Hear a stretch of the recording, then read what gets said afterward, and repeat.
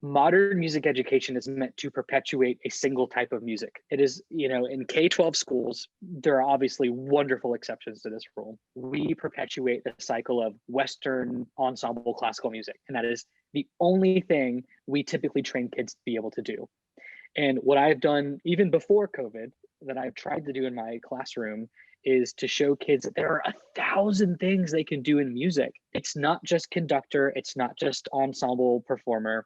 You can go to the music industry. You can go and be a composer. You can work at a music nonprofit. You can be a music therapist. And we don't get to teach those things in our classes as much as we should. And so I think just like breaking out of that cycle of expectation that like there is only one way to teach K-12 music, it's liberating to free yourself from that perspective. If you consider you're training kids to do 1,000 things in music, not just be part of a choir or an orchestra.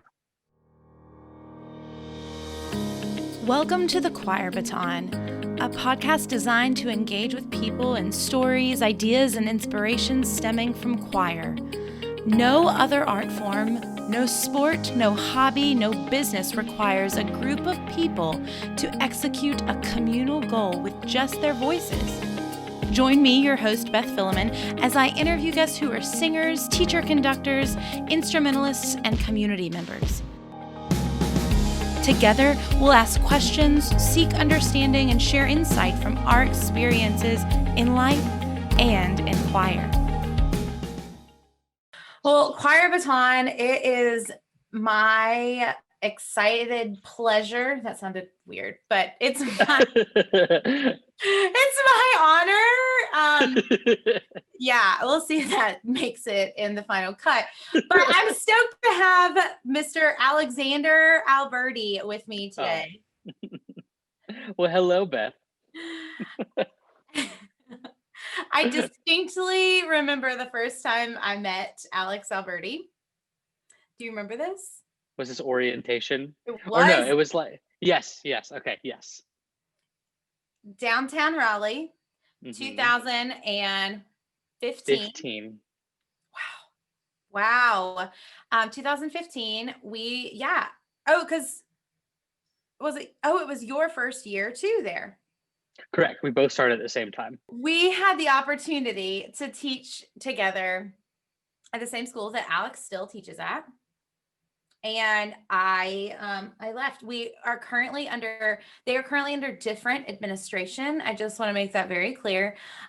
It was a big learning experience for both of us, I think, being there. Absolutely. It was your second school that you taught at. Correct. Yes. And you were still a young teacher then. I don't mean that you're not young now. No, yeah. That was my third year teaching. And, they were like, hey, how would you feel about starting this brand new program from $1,000? And I was like, all right, it's not my first school, so I'm here for anything. And, so I was kind of thrown into that fire in year 3 of my teaching experience. Yeah, which, I mean, is a story in and of itself. I'm going to see if I can condense your story and tell me if I hit anything wrong or right. Alexander Alberti was born on a very warm July day. I'm kidding. No, but he was always involved in music, big band guy, percussionist, went to Jordan High School in Durham, really great friends. From there, went to, I was going to try to think of Western Carolina as a joke because he actually went to Appalachian State and he's a big App State fan. Probably one of the biggest App State fans I've ever met. Oh, man. If you had said Western, I'd be like. That's what I meant to say. Yeah. All those schools run together in my brain. So yes, App State, where you were music education. Mm-hmm. Yes. But you were also not only big into music theory, but also really big into acapella. Correct. And I joined the men's glee club at App, and it was a non-auditioned ensemble, and I had never formally sung in a group choral setting before that point. And then they had a little acapella group, and that kind of propelled me into liking vocal music as well as instrumental. Liking vocal music better. I mean, I'm biased. No, you do a great job of balancing both. From when you graduated that degree, you took a gig teaching high school band and left that to go and teach at the school we met at, Longleaf. where you teach, like, so Alex literally started an instrumental program from literally nothing. And the interesting thing about our school is that, or his school, is that the majority of students don't, even though it's an air quoting this if you're not watching this, it's an arts charter school. The majority of the students have no background in learning instrumental music.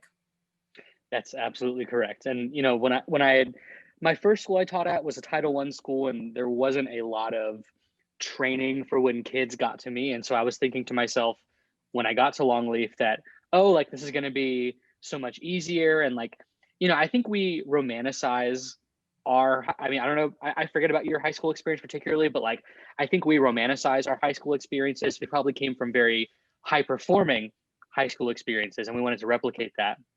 And so I was thinking, okay, this is going to be it. This is going to be that awesome, high performing, easy, like I'm going to rehearse. I don't have to teach. I'm going to rehearse my kids. And that was not the situation. And it still is not the situation at my current school. I think that's an important caveat to include. And one of the many reasons why I love you is because, I mean, that's a real statement. Not many band teachers, especially, or instrumental teachers, would also say that, oh, I've taught at this school for X amount of years. And it's still at that level because, you know, you can only take beginners so far in 4 years, particularly when there's not a feeder at all set up for you, and there's still not. Accurate, 1,000% accurate. So like the situation never perchance gets better. So like no matter how much work I put in over those 4 years I have those kids, I'm still receiving the same base of student. Right. And so my mindset had to change a lot when I took that position about what my role would be as the instrumental teacher in my position. Right. And that's one of the reasons why Alex is on the podcast now. You know, I have these friends that I know at some point, like it's going to be the right time to bring them on. I don't bring people on just to bring them on. Like I always feel like there's something led to that. And Alex and I were talking with another friend of our, a couple of friends of ours recently, and got into the debate of the fact that, you know, like there is still work to be done.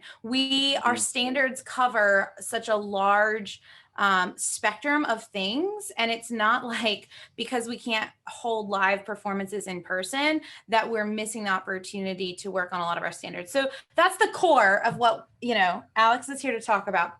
But before we get there, can we dive a bit more into some other Alex things that I love? Yeah, please. All right. So another great thing that Alex represents is this multifaceted musicianship, not just in his love and passion of instrumental music and choral music, but also a cappella, but then also psychology too. Correct. Would you share with us a little bit about all of that? Yeah. So when I left high school, I was like, I'm going to be a band director. That's what I want to do. And I applied to App and I fell in love with the school. Unfortunately, the first time I auditioned to get into the School of Music at App, I did not get in. And so I was like, oh man, like I love this school and I'm going to get into this program, but I'm going to stay here a year and try again. And so when I went to App, my major was actually going to be psychology had I not gotten into the School of Music. I did get in the School of Music, obviously, but I kept that psychology focus as a minor. And from that point, I taught a bunch of social studies and humanities courses. So I've taught humanities at Southern Lee, my first school. I taught cognitive development at Longleaf, AP psychology at Longleaf, and most recently the psychology and philosophy of music at Longleaf. So that's also a really big passion of mine that came out of kind of like a plan B, but that I absolutely love, and I could not imagine teaching music or teaching anything without a component of psychology now, without that. It's a part of this new like series thought I have coming. It's like music and, right? We are not just in this one musical bubble and existing within that. It's always music and other things that really balance the musicianship, I think. And I love that you brought up the story about your audition. Yeah. Because how many band directors do you know that will say, I didn't get in the first time? but B, you use that as such a great teaching moment with all your singers or students. I mean, Yeah, correct. I mean, I let them know because I have students get very discouraged if they don't get into X ensemble or they don't get into Y school, and I just say like, I want you to know that like your band director did not get into the School of Music the first time, and like it doesn't mean anything. It just means you learn from that experience. Like I got to app and I started taking lessons from percussionists there, and I was like, wow, the things I don't know that I get to know now. So you can learn from those failure experiences and propel yourself into better things. So like you shouldn't be ashamed of those negative experiences in your life, because you honestly can learn from that recuperation. right, right.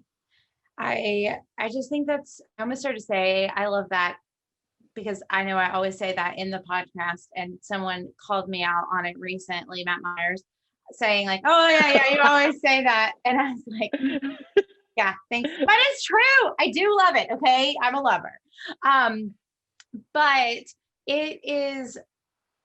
It's just so indicative, I think, of also that growth mindset and such that you are such a strong believer in, which then relates to the relationship that we have had, because we worked so closely together. We shared a room. And y'all, when I say like a room, I mean like most of you have living rooms probably bigger than the room that we shared. Yes. And it worked really well. And when it didn't, I was always very vocal about saying I need some space. Absolutely. And I was like, I got you. Yeah. I'll go to my other like 7 rooms I was assigned to. Whew, buddy. Yeah. It was, we could tell you many stories, but I want to say that, your friendship was so sustaining for me because we really were collaborators in the musicians that we were building together. And that's so special. I absolutely agree. It was, and what I actually remember really loving too was like when I was like in my little office in the corner of the room and I got to watch you teach. I just learned so much just sitting there watching you. So like being forced into those, that environment did have a lot of perks in growing our friendship and also growing with you as a music professional. Yeah.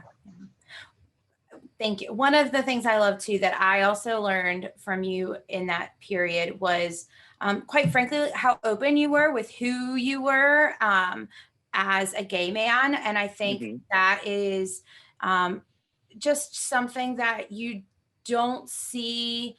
I didn't see a lot of teachers when I was growing up, and I don't know about you. And I know part of it was the school we were at was very open about that kind of stuff, but you just very much so authentically lived that for you. And I think that's really important for us to share, because we both know people that are in situations where they can't be that open. Yeah, I mean, that was my first job. My first job was in a very rural place, and the advice that I was given from day one was like, you are a teacher at school and that is all you are, and if people try to pry into who you are outside of school, you draw that boundary and you don't share. So I lived in fear of being authentic with who I was my first 2 years teaching. And so getting the job at Longleaf, I was like, I don't have time. Like I can't. And so it was kind of like a rebellion against my first years of teaching, where I was like, I'm just going to be me. And it was so nice to just be I didn't have to like wave it around, I just got to be it. And everyone was like, okay. Like it was just, when you get to authentically just be yourself, like it's surprising how many people are like, awesome. Okay. And there's no fanfare. It's just support and love. Yeah. And that's what I appreciated about that movement into my new school. Yeah. What advice would you have for a young teacher moving into a setting where they are nervous about being themselves in regards to, I'm not saying they have to like run up and down a hallway and say, like any one of the things. It doesn't even have to be about sexuality in that way, but that are struggling with how to balance all of that. Absolutely. I mean, I am always going to advocate for authenticity, because when you're not able to be authentic and when you're scared of being authentic, it truly does interfere with your teaching. Like, and by no means was I trying to interject my identity, so to speak. into my teaching at my first school. But that anxiety always kind of hangs over you because, if we're going to talk about sexuality in this particular instance, it's like I had to code switch. I had to be more masculine. I had to worry about if I got a call from my partner at the time, if I was around staff members who are adults that I was like talking, like I had to be so anxious all the time. And so if I'm speaking to a new and young teacher, I would say liberate yourself from that anxiety and just be yourself. Right. Obviously be safe and be smart with your surroundings and environment. Like always make sure you're not putting yourself in danger, but if that's okay, then like absolutely be yourself, because not only will you appreciate it, your kids are going to appreciate it because they're going to see themselves in their, mentors. And that's really important for a kid of any identity to see themselves represented by the staff. Yeah, I love that, because even to your point, important for students to see adults living authentically. For myself, right? Like as a female and as a straight female, to be encouraged by a male and a gay male living authentically. Like there is power in seeing someone that looks like you and identifies as you in situations like that. And there's also power in seeing that for people that don't look like you and that don't, Right. the opportunities to positively influence those that are around us are never minimal when we are being truly authentic. 1000% correct. Yeah. Yeah. So I'm curious now, let's talk, thinking through expectations, and you go to Longleaf and you think like, this is it. I know the promises that were given to me when we got there and when I got there, and coming to terms with the reality of the situation for someone also that is as positive as you are. How did you process all of it? Yeah. So, it was kind of like a little bit of a rebellion. So I left my first school where it was like pulling teeth to get anything really musical out of the kids. They did it and it was amazing, but like it was like pulling teeth. And so I get to this new school and I'm thinking, wow, there's this huge opportunity. My first year, I had one actual band class. And by that, it was a group of people randomly put together that were strings and piano players and guitar players and percussionists. And I was like, all right, we're going to make this work. Like, we're going to build a foundation. And like over a couple of years, like we're going to build it up. It's going to be great. Like, I want to go to MPA. I want to play grade 6 music. I want to get like, I can finally do all these things. And years go by and I build my program and it grows and I learn how to differentiate it.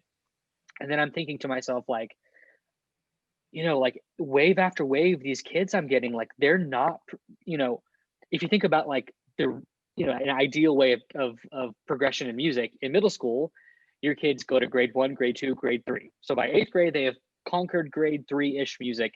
And by the time they get to you, they're able to play low grade 3 or grade 4 or whatever. I was getting kids with absolutely no experience. And because our school is small, there were not a lot of bodies in the seats. If I was going to expect that, I was not going to get those bodies in the seats. And so I thought to myself, I have to shed myself of these should statements, like, well, I should be playing grade 6 now. I should have a wind ensemble that can do this. Or I had to let that stuff go and go, well, what is right for this setting? What do these kids need? And how can I get that for them? And so I had to abandon all of those expectations that I had set for myself. And that's an ego thing. I had to shed that ego because I was so worried about being perceived as like a bad director because my kids struggle with grade 4, but like, who cares? I had to like adopt that mindset and go, if I want my kids to learn music, I have to meet them where they are. So like I started taking brand new players. I created concert band at Longleaf and separated it from wind ensemble, and kids in concert band were basically 6th graders. And you know what? Great. Because I got an influx of kids who were always told at their other schools, you can't start band in high school. And so I got to get those kids and I got to teach them about it. And I had kids who started in 9th grade and then went off and went to college for music after 4 years of high school teaching.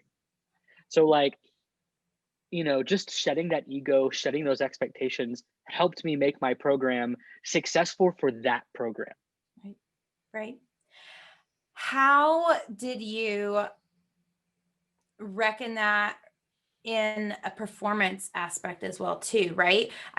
There's a process to even admitting it to yourself at the beginning of the semester when you're looking for repertoire and you're like, and it's not going to be grade 6, it's got to be this. And I think that's an acceptable place for us and to all come to within the confines of our classroom, but then putting it out there for others is terrifying too. Absolutely. So, I every year it was evaluating, what are the strengths of each section, where are the gaps? And what I also did is I had to be creative. So I did not put pressure on myself to go to MPA. And that is really the most public thing I probably could have Right. done, is because those grades are published, right? Right. So colleagues will look at those grades and unfortunately they will make judgments. So I Right. was never And forced. in the state of North Carolina, MPA is music performance adjudication, which is like a festival or, anything else like that in other states. Yeah. And so, I picked out literature that I knew was going to be achieved, like in that zone of proximal development. If we're talking Vygotsky, right? So like, Oh it's my gosh. just, Yeah, I love him. so like just hard enough to challenge them, but within their accessibility. And when it came time for concerts, I was like, well, how can I make this a better performance experience for the students and the audience? And I reached out to friends and college students and fraternity brothers and staff members at my school. And I had community members come in and sit in and play with my kids. So my little 16-person wind ensemble grew to like 25 for one evening. And they got to network with professional players and with college students and laugh and get to know people. And like the concert sounded better. And like you learn to adjust. And so when I was picking literature, I was like, okay, I can find a flute player to double this if I need to when the time comes. So that's kind of how I had to learn to be creative in that way and temper my expectations and find ways to make performance better for my students. Right. It is a really magical thing as well to sit in the audience and to see that happen for these students as well. It's just really cool. And I think it's also neat for the players that you have brought in, for them to also be like the big man's on campus, right? And they get to be the experts, and not all of those players are full-time musicians. Some of them are teachers themselves, right? And I just cannot stress how amazing it is to watch those performances. So that same kind of mindset, right, of this is the reality. This is where I'm at. These are not my expectations. These are not my plans. How do I make this work? Every teacher in America has had to do that in the last year, but particularly every music educator. And Right. what has this year been like for you as a music educator?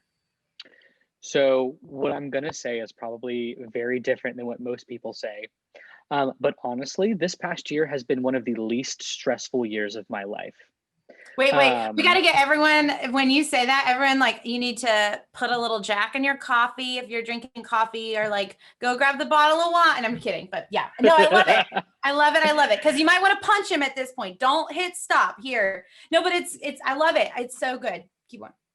So, being in the situation we just described, performance anxiety with my kids is very real. Knowing that at the end of every quarter or every semester, I have to overcome 30 million obstacles to put on a public facing performance of some type. I did go to MPA. So I went to MPA 2 years ago, I think like the spring of 2019. And my kids got excellent and then a superior in sight reading. So I was like, okay, great. We've ripped that Band-Aid off. We've gone to MPA. Like that's what we could do. And they went grade 3. Love it. So then the next year that spring was COVID, the onset of COVID, 2020. And so we were preparing for MPA, and the stress I was like, oh my gosh, like things are not coming together. Like the week before MPA, we go into quarantine and that gets canceled. And I have to tell you how relieved I was. And what that kind of domino effect was, is I was like, okay, so there's no there's not going to be a spring concert. We're not going to do a May concert. So, all right, like what do I get to teach now? Like, I don't have to teach these pieces anymore. What do Right. I get to teach? I don't have to do this. Right. So, there's that expectation, because again, it's like what we're all used to, what our high school directors did, what our college directors did. It was, you get everyone together, you put them in an ensemble, you talk about certain rehearsal concepts and certain musical concepts as the literature applies, and then you put a concert on, and that's like what the director does. And suddenly I was faced with this thing where I was like, oh man, like I have to completely reinvent the way I'm going to teach, when like that's okay. Like there's 1,000 other standards that like I am forced to have to like scramble to put together in normal years, but this year I can take my time. And so like we finished out the year and it was fine. And then this new year, we've been virtual the entire time. And like I don't have to get up hours early. I wake up, I make myself coffee, I make myself breakfast. I'm not splurging hundreds of dollars on fast food breakfast anymore, or coffee, even though I miss getting coffee with you every morning.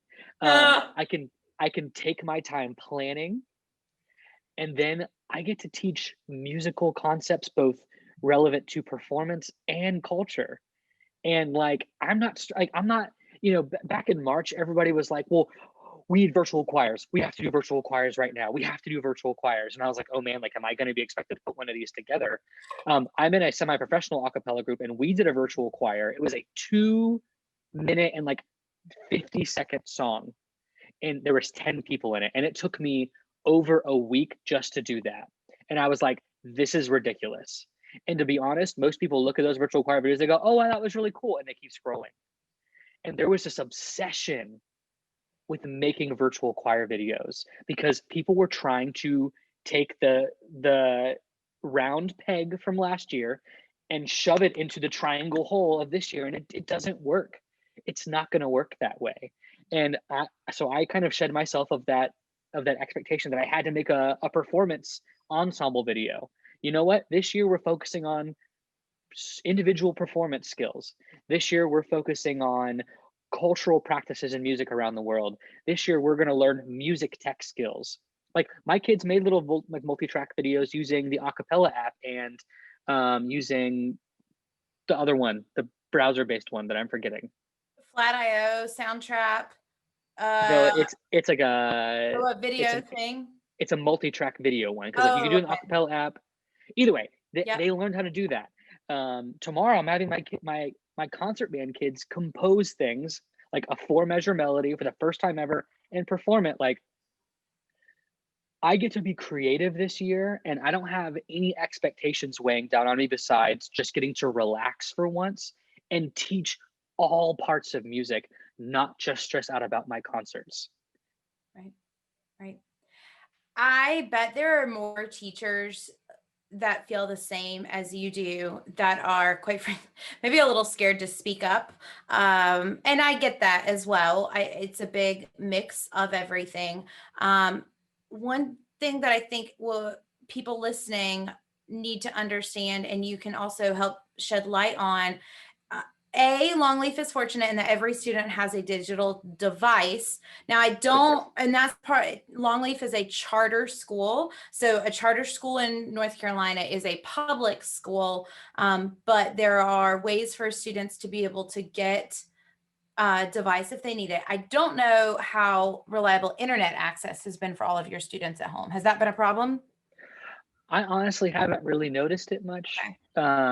There's like maybe like a very small handful of kids that have kind of had intermittent issues, but not prohibitively so. Right. And so then the biggest factor that I think you can shed a lot of light on it for us is the nerves and the fear. Teachers everywhere have had students filled with anxiety and listening to themselves individually perform and rehearse and all that kind of stuff. I have no doubt the Longleaf students have also been privy to that luxury, I air quote luxury. How have you navigated that? So a lot of it is just understanding that you have to be flexible as a teacher. So for example, so what I thought would be a less anxiety provoking thing for a particular playing assessment was that they would record a video of themselves playing this little excerpt. They can do it as many times as they want to. They're not being watched actively. Like I figured, way less stressful. I get a very panicked phone call from a mom, or at first an email, then a call. And she's like, my student cannot, like, she is completely frozen with anxiety trying to make this video. And I was like, what about Zoom? Will Zoom work? And she's like, yeah, I'd prefer Zoom. I was like, okay. And so I just, you adapt the assignment for the student, and then we did it over Zoom, and any other playing assessment the student has to take, we just do it over Zoom. What's nice about, again, this virtual setting is that I get to meet my students more where they are, because again, we can slow the pace down and there's more flexibility in the way that I get to interact with the students. So, the reverse has happened where kids don't like doing it live, so they can send a recording in. Like, just being flexible with your kids has really helped with a lot of that internet anxiety or technology anxiety, performance anxiety, because I also do ask my kids to play in front of the class over Zoom, or sight sing and AP Music Theory over Zoom. And little by little, I think kids have slowly started to adjust to the new environment, and it's not so bad at this point. Right. That's awesome. And I think, it's all a process. It's not a one day thing. It's listening, tweaking, giving feedback. And that's what you're so good at as well. Thank you. I appreciate that. Absolutely. What are some assignments that you have brought that you have just like totally dug, that are new, that are filling in those other standards that we often bypass? Yeah, so one of my favorite ones that I've just recently done, I mentioned it a little earlier, was I was just like, I want you to find a non-traditionally classical Western cultural practice of music. I want one that you're interested in. Maybe it's your background. I have a student who's Greek, and she picked traditional Greek music. And I want you to research the culture. I want you to research how music is a part of that culture, what that music sounds like, how it's different from American music, so that, compare these cultures and traditions and talk about how that music is used. And students had to either write an essay or they can make a podcast, video, or audio. And like, I learned so much from my kids, like from just listening to their podcasts and reading their essays. Like, we had one student do an essay or a video podcast on the hang, which is like a hand pan. And it was like so well done. And so that student not only got to research another culture, learn about another practice, but also like practice production things, like how to create a podcast and edit audio. Like, it was awesome. And so I was just sitting there watching and listening to these projects, like blown away by how much I was learning too, and how much I know they learned. Right. Before every holiday, I've had students, so like before Halloween this year, students had to research the interplay between horror soundtracks and horror movies, or like Halloween movies. So like the kids weren't so privy to like horror or thriller. They could do like The Nightmare Before Christmas or whatever. You know what I mean? Right. I had my wind ensemble they had to research. There was a great YouTube video about how horror soundtracks are composed. And I was like, I want you to create a 30-second horror soundtrack using whatever audio means you'd like to do. And so these kids were doing these really awesome, like, horror soundtrack compositions. And they had to like give me a brief description about like, what would you, like, what is this music scoring? Like, describe the scene that this music would be under. And so they got to learn like composition skills, and like, they used like found instruments, and like they were making weird noises in their kitchens. Like, it was so fun. And so those are some of the assignments that I really liked this year that I got to do. How have you seen your students grow musically over this period?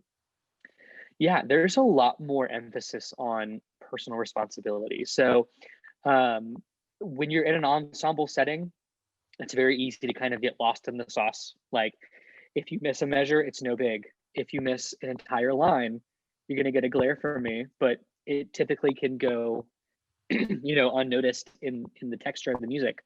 But this year, when the assignments are all very individual, suddenly students are like stepping up a lot.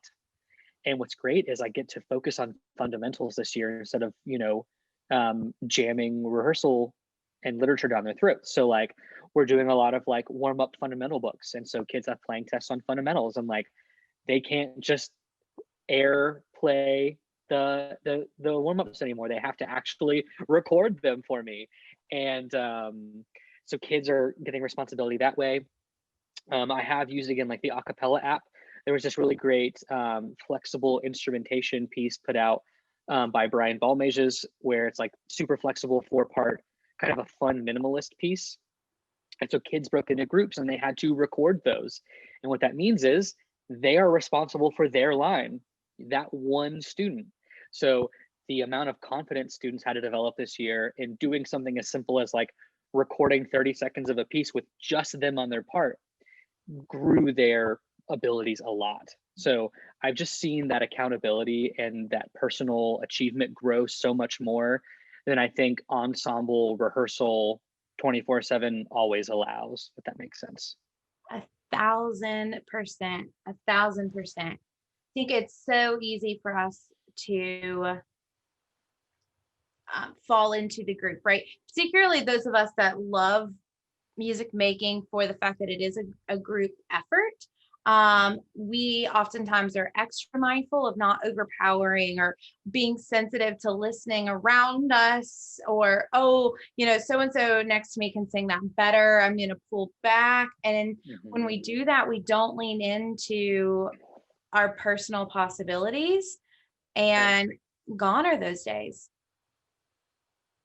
Absolutely. And one thing that I want to also emphasize that I feel like I've seen talked about so much online and like in forums with other music educators is, again, there's that panic of, well, these kids are going to fall behind, and like this year, like they're trying to recreate all these things that they would typically get because the kids are missing out. And what I remember, like what I think about every day is that this is temporary. This is not forever. Our kids are going to play together again, and they're going to sing together again, and so are we. And all of those things are going to be taught.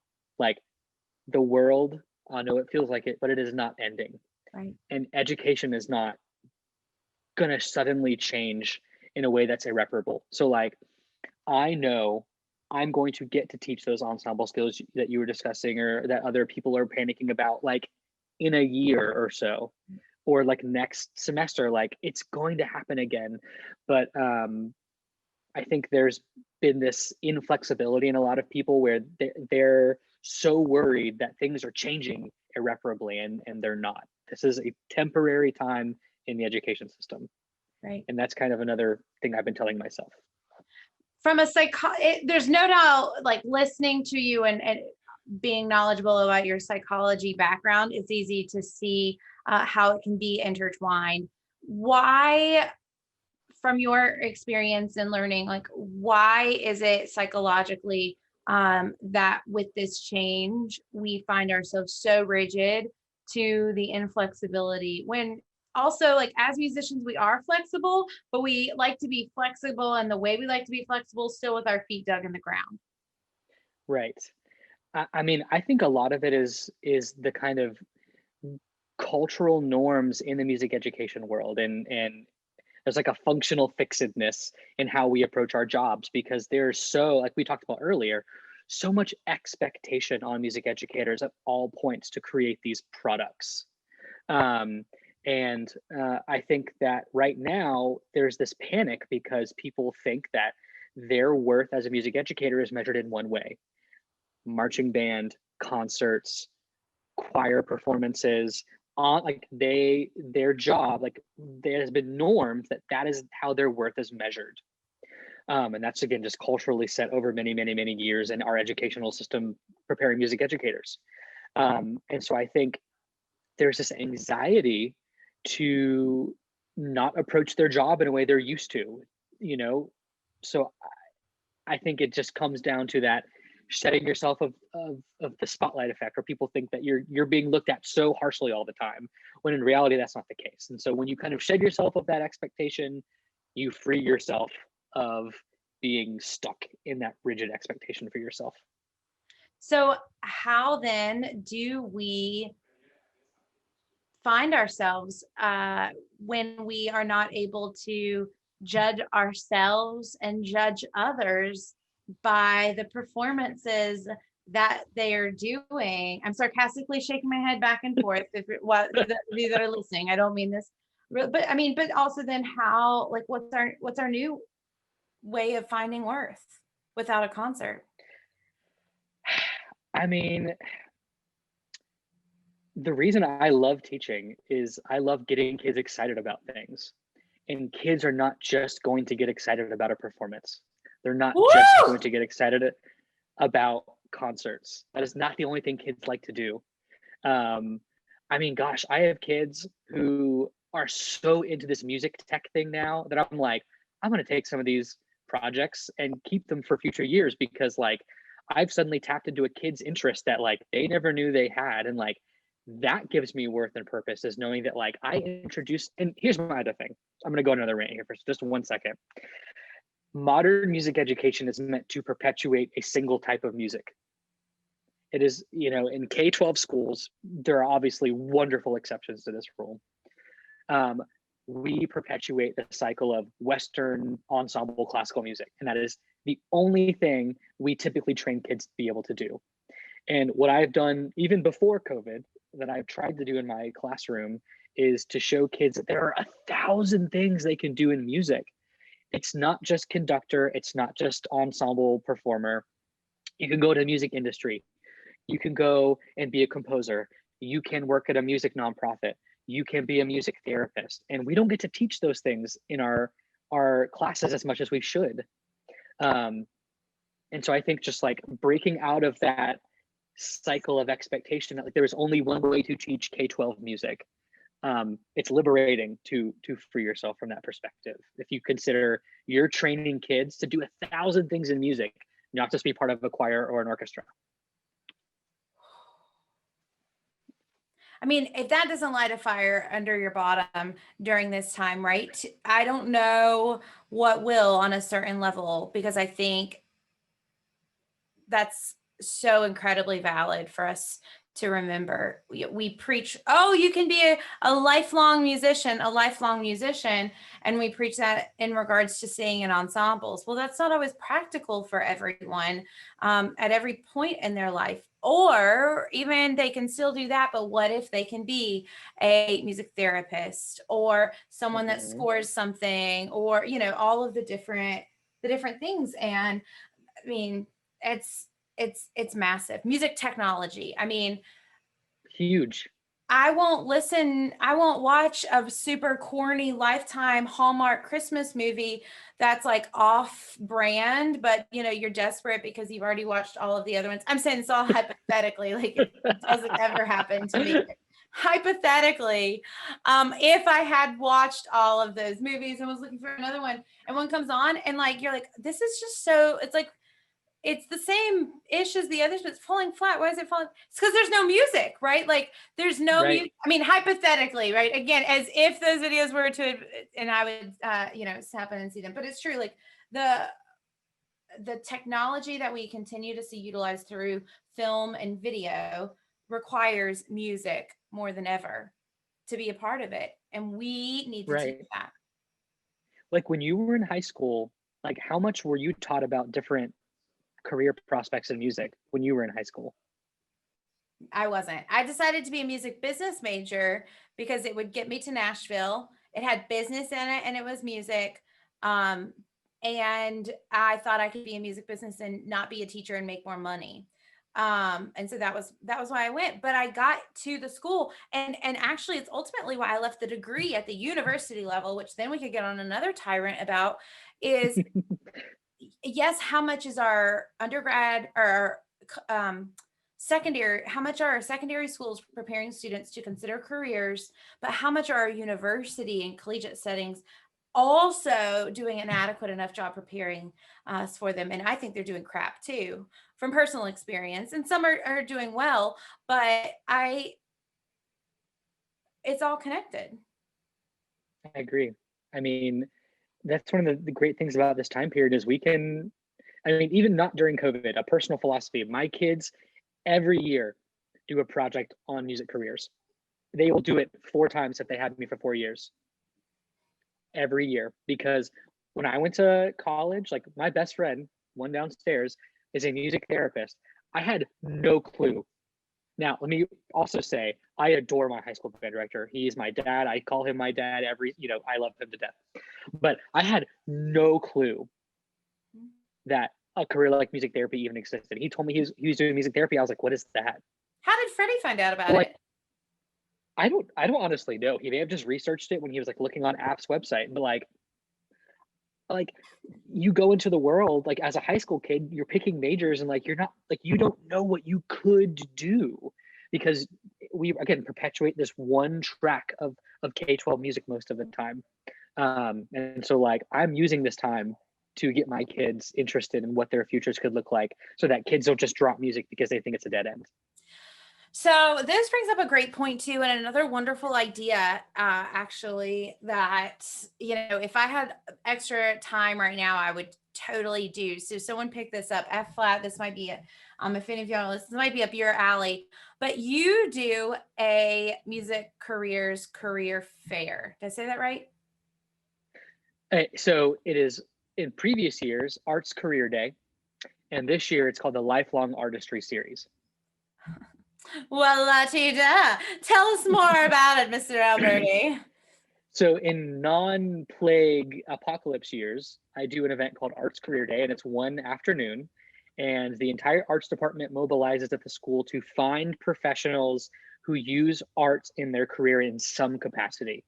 So we've had the conductor of the North Carolina Master Chorale come. We've had a music and arts retailer come. We've had music industry folks come, recording artists, recording engineers, graphic designers, neon sign benders. Like we bring any arts field, or even if it's remotely part of it, like advertising for graphic design. Like it's not explicitly art, but it's art. Yeah. People don't it's art. Yeah. So, and we bring it and kids do this walkthrough. They hear a discussion first from all the different professionals that come in, and they walk through and they meet people and they network and they pick up literature. I ask the professionals to talk about what schools are good for that degree or what like you can do now to prepare for that profession.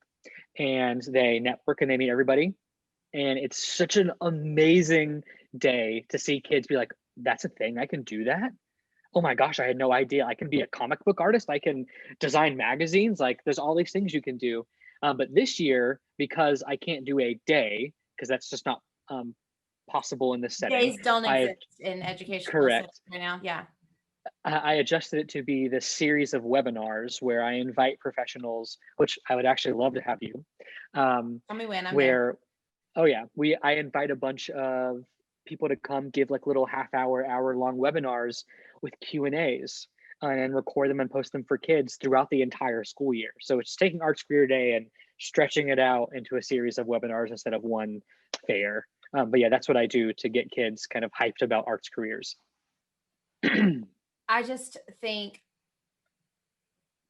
it's just an amazing opportunity that we have for you to also spread that out. Not that there's not power in having that like one day and the synergy of that when we're like all in person, et cetera, but that's spreading out.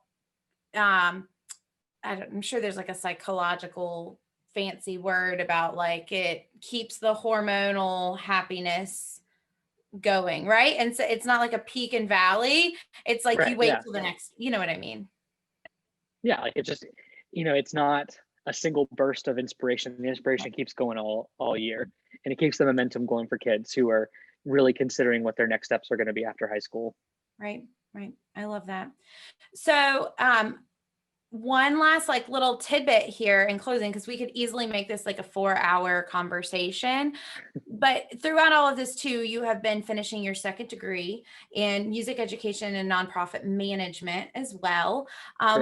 What first led you to go that route? Because many educators, once they are in the classroom, look, do I go performance? Do I go conducting? Do I do this? Do I do that? And I know you looked through a lot of that. And then what did you learn from that is most exciting to you?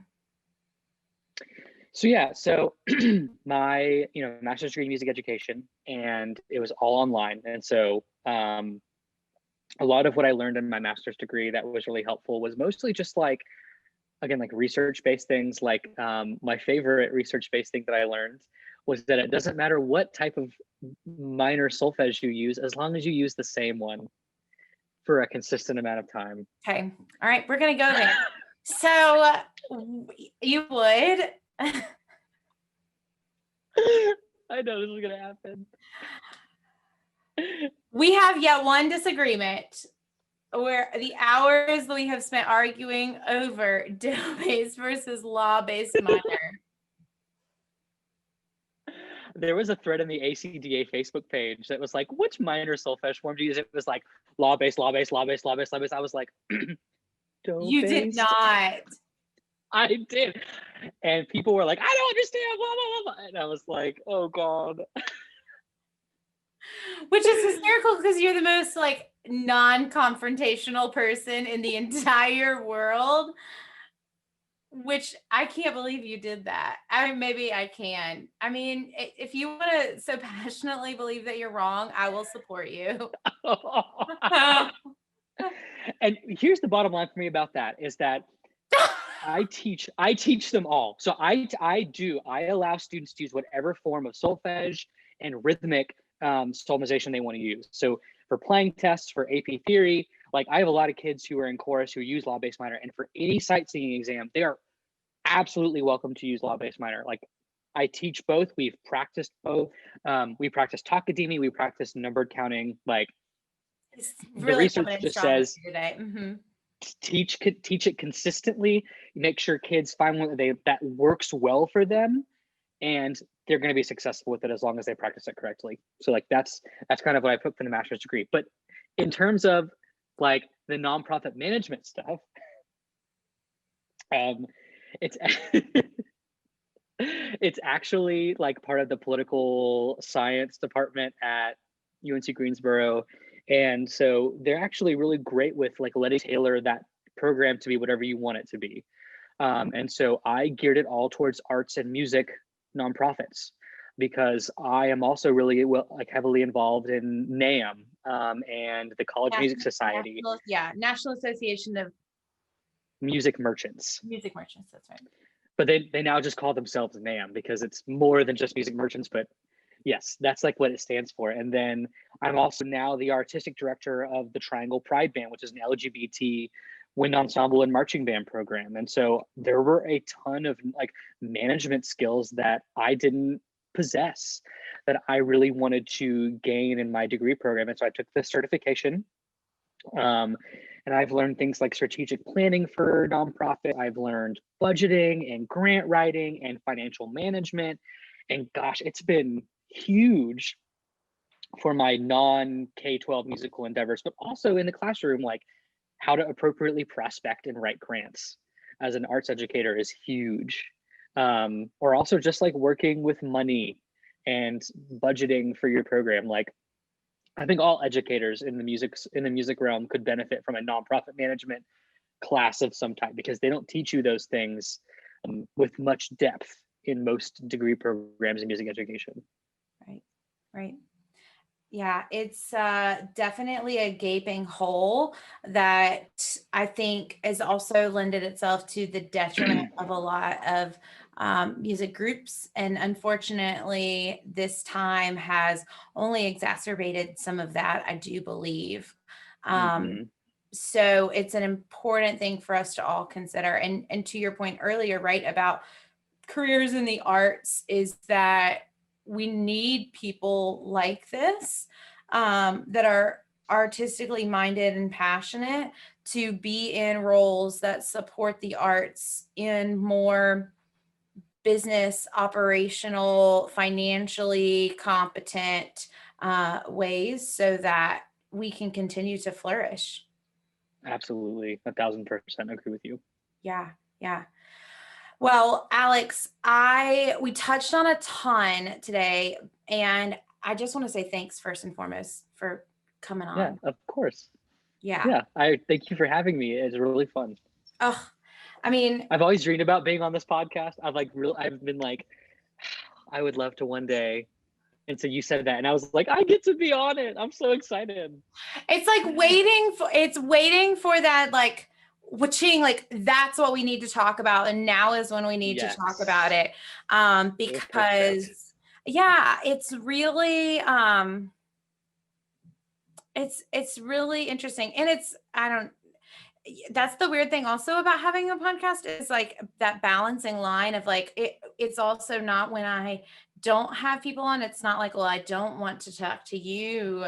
It's all about, and again, if people don't know me and know how I work, and you know me and how I work, that it's like, squirrel, run, catch that squirrel, grab another squirrel. I don't think about how to collect all types of, I don't know, that's a weird analogy that I'm branching off of. But it has been a joy to have you on today, but also I hope that people hear in this interview, like the love I have for you, the love that I feel like we both have for each other, and the fact that you can be very blessed with a band colleague and work together. Absolutely. There is no one else in your building that gets what you do, unlike your musical instructors, although they might use different instruments. And, I'm so fortunate, and you've always been a proponent, although the wrong way to teach minor based solfege.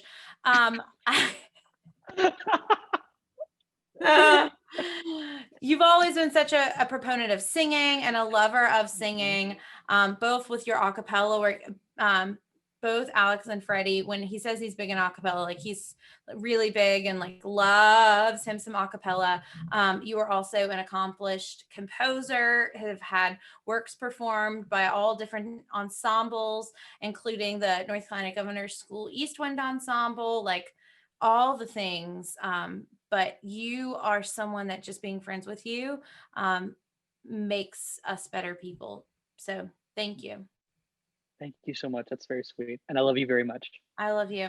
And if you are listening, I hope that you are so encouraged and excited about some of the things Alex talked about, because I think it's incredibly relevant for us to remember, again, that you can tap into all of these different standards that you often bypass, can be for the benefit of the students, and to think big picture. And it's scary, but his story is a perfect example that you can turn the scary into something incredibly meaningful and significant. Absolutely.